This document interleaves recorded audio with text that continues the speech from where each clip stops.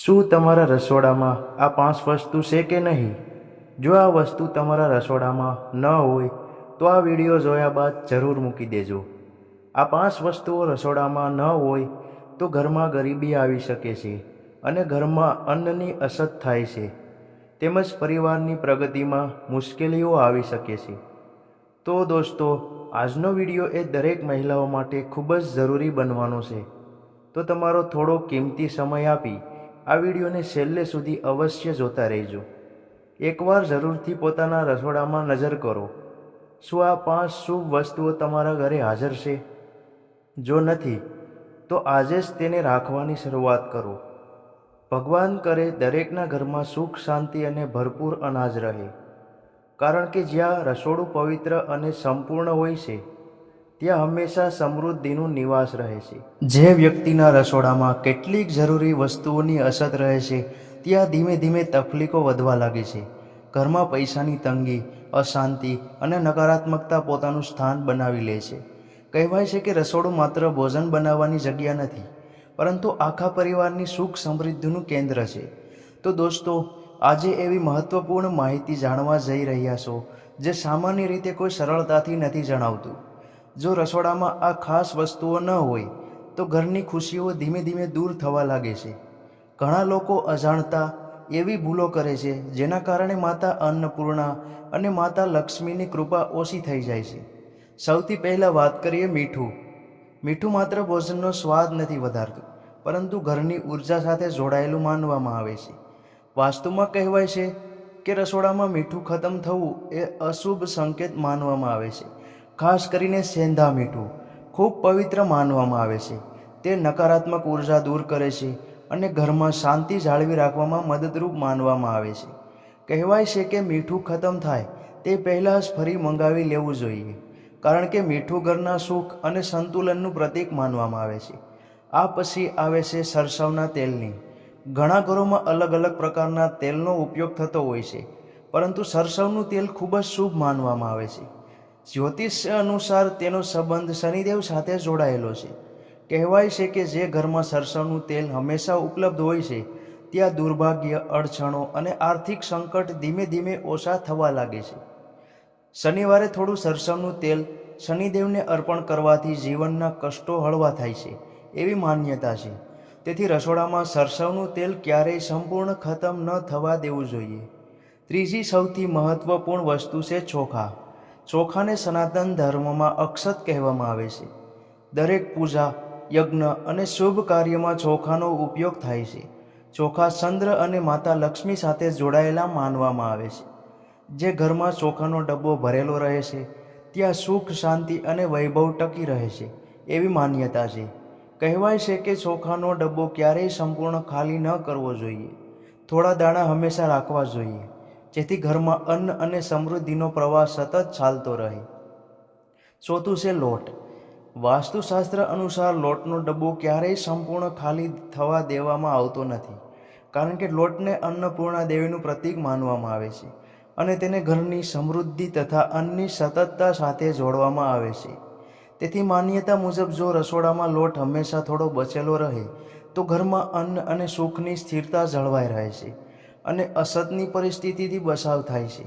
સાથે જ વ્યવહારિક રીતે પણ આ આદત ઉપયોગી છે, કારણ કે ઘરમાં જરૂરી સામગ્રીનો પહેલેથી સ્ટોક રાખવાથી અચાનક મુશ્કેલી પડતી નથી અને રસોઈમાં અનિયમિતતા થતી નથી. આથી લોટનો ડબ્બો નિયમિત રીતે ભરેલો રાખવો શુભ અને વ્યવસ્થિત માનવામાં આવે છે. આ પછી વાત કરીએ હળદરની. ભારતીય રસોડામાં હળદર વગર કોઈ પણ ભોજન અઘરું લાગે છે. હળદરને ઔષધિ અને શુભતાનું પ્રતીક માનવામાં આવે છે. તેનું જોડાણ ગુરુ ગ્રહ સાથે માનવામાં આવે છે, જે જ્ઞાન, સદભાગ્ય, સારા સંબંધો અને પરિવારની ખુશીઓનું પ્રતીક છે. હળદર ઘરમાં સકારાત્મકતા અને આરોગ્ય લાવે છે એવી માન્યતા છે. તેથી રસોડામાં હળદર હંમેશા રાખવી ખૂબ શુભ ગણાય છે. મિત્રો, આટો પણ એવી વસ્તુ છે જેને માતા અન્નપૂર્ણાની કૃપાનું પ્રતીક કહેવામાં આવે છે. કહેવાય છે કે જે ઘરમાં અનાજ અને આટો ભરેલો હોય છે ત્યાં ક્યારેક ભૂખ અને અછત ટકતી નથી. વડીલો કહેતા કે આટાનો ડબ્બો ક્યારેય સાવ ખાલી ન રાખવો જોઈએ. થોડું આટું હંમેશા રાખવું જોઈએ, જેથી ઘરમાં અન્નની કૃપા સતત રહે. હવે વાત કરીએ જ્યોતિષ મુજબની કેટલીક ખાસ વસ્તુઓની. સૂર્યગ્રહની કૃપા માટે ઘરમાં ઘઉં, ગોળ અને કેરી રાખવી શુભ માનવામાં આવે છે.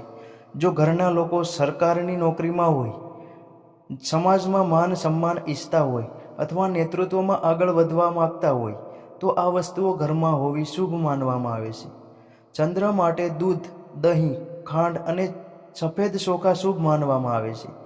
જો ઘરમાં વારંવાર માનસિક તણાવ, ડિપ્રેશન અથવા કલેશ રહેતો હોય તો આવી સફેદ વસ્તુઓ ઘરમાં રાખવી શુભ ગણાય છે. મંગળ ગ્રહ માટે લાલ મસૂરની દાળ, અનાર, મધ અને જવ શુભ માનવામાં આવે છે.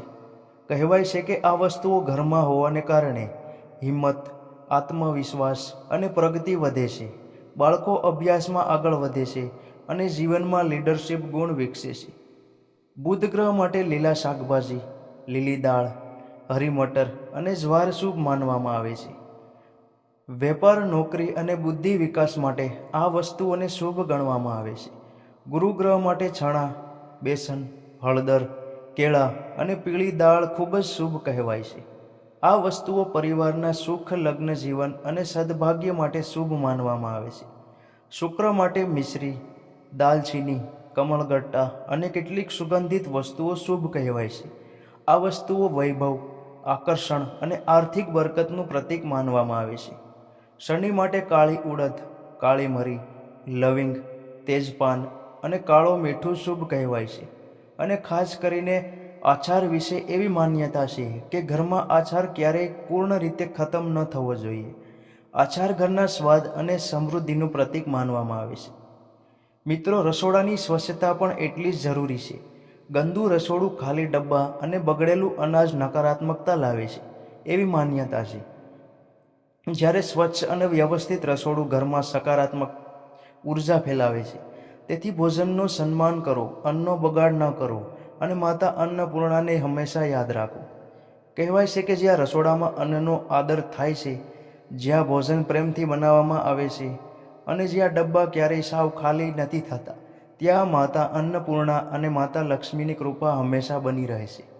એવા ઘરમાં સુખ, શાંતિ, આરોગ્ય અને સમૃદ્ધિનો ક્યારેય અભાવ થતો નથી. તો મિત્રો, વિડીયોનો અંત કરતાં પહેલાં કોઈ મિત્રો વિડીયો વિશે કંઈ કહેવા માગતા હો તો વિડીયોની કમેન્ટ બોક્સમાં પોતાનું મંતવ્ય કે વિચારો જરૂર જણાવતા જજો. તો તમામ મિત્રો મનમાં પોતાની કુળદેવી માતાનું સ્મરણ કરી અને જો તમને સારું લાગે તો વિડીયોની કોમેન્ટ બોક્સમાં પોતાની કુળદેવી માતાનું નામ અવશ્ય લખતા જજો. પ્રિય દર્શકો, જો તમને આજે રસોડા અને માતા અન્નપૂર્ણાની કૃપા સાથે જોડાયેલી આ માહિતી ઉપયોગી લાગી હોય તો આ વિડીયો દિલથી લાઈક કરજો અને તેને તમારા પરિવારજનો, મિત્રો અને સ્નેહીઓ સુધી જરૂર પહોંચાડજો. કારણ કે ઘણી વખત જીવનમાં સુખ, સમૃદ્ધિ લાવવાની વાતો ખૂબ નાની હોય છે, પરંતુ તેનો પ્રભાવ ખૂબ મોટો હોય છે. આપણા ઘરની રસોઈ માત્ર ભોજન બનાવવાની જગ્યા નથી, તે ઘરના ભાગ્યનું કેન્દ્ર છે, જ્યાંથી પરિવારના સુખ, આરોગ્ય, શાંતિ અને બરકતની શરૂઆત થાય છે. યાદ રાખજો, જ્યાં અન્નનું સન્માન થાય છે, જ્યાં રસોડું સ્વચ્છ અને સજ્જ રહે છે, જ્યાં ભોજન પ્રેમ અને શ્રદ્ધાથી બનાવવામાં આવે છે, ત્યાં માતા અન્નપૂર્ણા અને માતા લક્ષ્મી હંમેશા પ્રસન્ન રહે છે. એવા ઘરમાં ક્યારેય ભૂખ, તંગી, નિરાશા લાંબા સમય સુધી ટકી શકતી નથી. તેથી ભોજનનો ક્યારેય અપમાન ન કરશો, અન્નનો બગાડ ન કરશો અને તમારા રસોડાને હંમેશા પવિત્ર સ્થાન સમજી જાળવજો. માતા અન્નપૂર્ણા તમારા ઘરને અન્ન, ધન, આરોગ્ય અને ખુશીઓથી હંમેશા ભરપૂર રાખે, તમારા પરિવાર ઉપર આવતી દરેક મુશ્કેલી દૂર કરે અને જીવનમાં ક્યારેય કોઈ વસ્તુની અછત ન રહે એવી પ્રાર્થના. આવી જ જીવનમાં ઉપયોગી ધાર્મિક, વાસ્તુ અને સંસ્કારોથી ભરપૂર માહિતી મેળવવા માટે અમારી ચેનલને સબસ્ક્રાઈબ કરવાનું ભૂલતા નહીં. કારણ કે અહીં તમારા જીવનને વધુ સુખમય અને સકારાત્મક બનાવે એવી જ વાતો લઈને આવીએ છીએ. મળીએ ફરી એક નવી અને મહત્વપૂર્ણ માહિતી સાથે. ત્યાં સુધી હસતા રહો, ખુશ રહો, પરિવાર સાથે પ્રેમથી રહો અને માતા અન્નપૂર્ણાની કૃપા હંમેશા તમારા ઉપર બની રહે. જય માતા અન્નપૂર્ણા, જય માતા લક્ષ્મી.